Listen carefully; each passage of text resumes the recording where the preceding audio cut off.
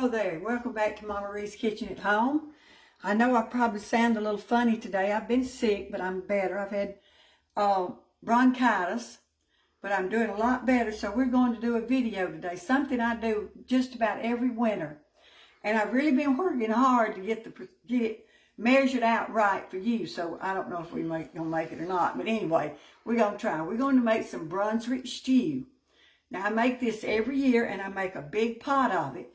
And after my family gets through with it, I freeze the rest of it, and it freezes real good.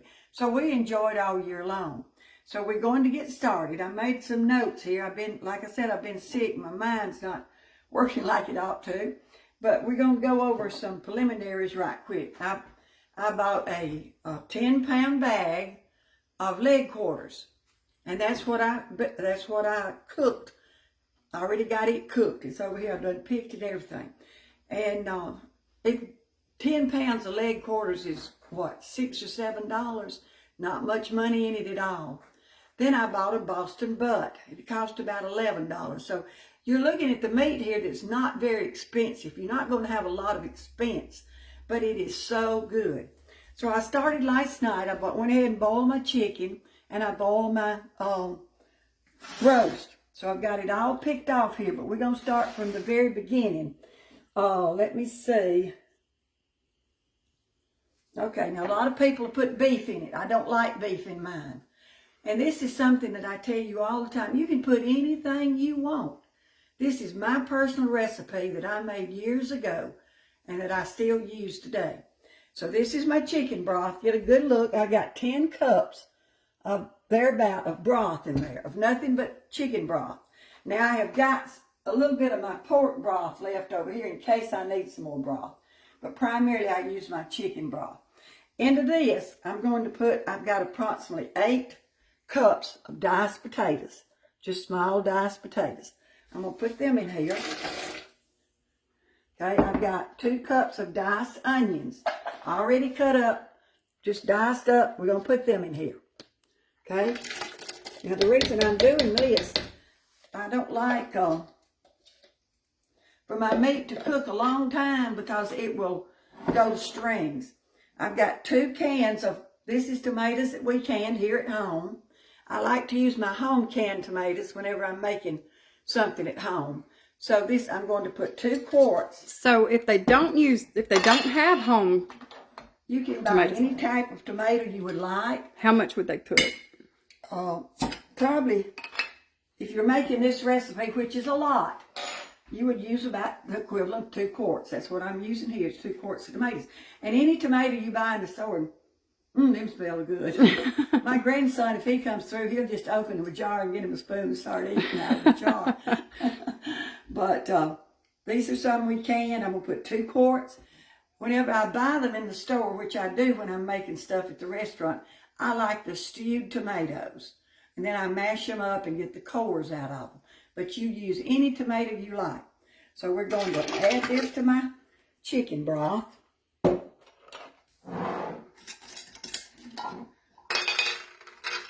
Okay. Now, that's all I'm going to put in right now. I'm going to let this boil, let my potatoes get done, let my onions cook, and then we'll come back after they're cooked and we'll finish it up, okay? So we'll see you in just a little while. Bye-bye. Hello there, we're back in the kitchen. Our Brunswick stew, our potatoes, onions, everything is cooking good. So I'm going to go ahead and just kind of finish it up so the video won't be so long. Now we're at a point right now, I'm going to add my meat. Now you see how much meat, I can't tell you, that is off of a Boston butt, and it's off 10 pounds of leg quarters. So what I'm going to do, I'm just going to put it over in here. Can you get it? Yeah. Put all of it in there, and that's going to stop it from cooking. But that's okay. My spoon's wanting to fall apart. Let me get my Stir it up and get it all in there. Get it all cooking good. Okay, now to this, I'm going to add some corn. I'm going to add a cream style corn. I wanted to do 2 creams, but I ended up picking up the wrong can. So I've got 1 cream, and then I have whole kernel that we're going to put in there. I'm going to put a total of 4 cans. So 2 cream and 2 whole kernel. Yeah, that's what I like, but I picked up the wrong one. Okay. That's what I normally do. I'm always in a hurry. Sometimes my hurrying causes me to slow down. Okay, Delane, can you see this now? I can. See how it's looking? Mm-hmm. Okay, now it's going to boil down. You want it to cook down, and you want it thick. Now, I have not put any salt and pepper in it at all, and I have a reason for that. I have not salted anything. Now, for the final touch, and I usually wait closer to the end of the stew being cooked, but I add, and I'm going to try to measure it, y'all. I've never measured this before. I'm going to put some Worcestershire sauce in it. Now, a lot of people at this point would put barbecue sauce, or they would put barbecue meat. I don't care for the barbecue. So I'm going to put some Worcestershire sauce. I'm going to measure it.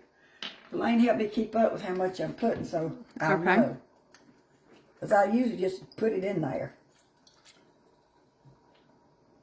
How much is that? This will be 2 tablespoons. 2 tablespoons. And I'll probably have to go back and put some more. Alright, also I put vinegar. Just plain old white vinegar. Kind of gives it a twang or something. Oh, it makes it so good. So I'm going to measure it. And I'm going to probably have to go, well, that's a little over a tablespoon. Okay, I put 2 tablespoons of that. And also I put a little bit of lemon juice. It helps with that little twang that it has too, that we call it here in the South. And I can vouch, it is the most amazing thing you will ever put in your mouth. Okay, I'm going to put another spoon in something. Okay. Now I'm going to probably have to go back. What do? Taste it, Mom? I smell it and I taste it, but I've had this bronchitis, so I don't think my smeller's in good condition today. But I'm going to do it anyway. Okay, it's going to need some more. But I'm going to let it cook down. And when we come back, we'll test it, make sure it's got everything it needs. It's not going to need any more broth. I got plenty of broth. So by the time it cooks down, I'm going to put it on high for a little while. But then you got to cook it real slow. And maybe if you have time, cook it an hour or 2. Just bring all those juices, blend them in together. But we will be back with the finished product when it gets done. So y'all just enjoy yourself. That's what we're going to do, and wait on it so we can feast on it a little bit in a little while. Thank y'all. See you in a little bit. Hey, welcome back. We've been cooking this stew now for about an hour, keeping it stirred, seeing about it. But I'm going to let it go ahead and cook about another probably 45 minutes on just very simmering, very little bit, so it won't scorch. But I added some more vinegar, some more, probably 2 to 3 tablespoons more. I tell you, I'm not good at this measuring. I'm used to this tasting and smelling and that kind of stuff. But I did add about 2 to 3 tablespoons more of the lemon juice, the Worcestershire sauce, and the vinegar. So I'm going to dip up a bowl. It could be eaten now. And you can eat this with most anything. Like I said, see, it's a stew. It's real thick, but I'm still going to let it simmer down just a little bit more. But there it is. That is the beef stroganoff that we make. Beef stew. Brunswick stew, not beef stroganoff.